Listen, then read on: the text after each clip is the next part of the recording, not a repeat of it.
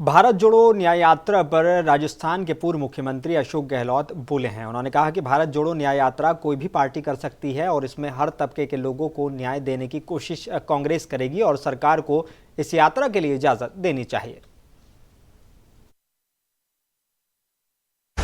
ये जो राहुल गांधी जी ने जो मुद्दे उठा रखे थे भारत जोड़ो यात्रा में, उनको आगे बढ़ाने की बात है।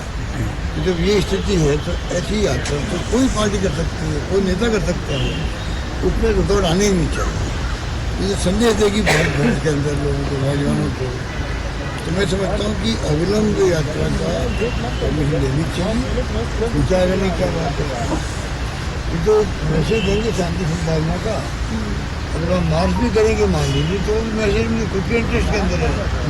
जो 9 महीने हो गए वहाँ पर, 9 महीने के अंदर वहाँ पर आग लगी हुई है, युद्ध चल रहा है, वहाँ पर बलात्कार हो रहे हैं और मुख्यमंत्री खुद ही कह रहे हैं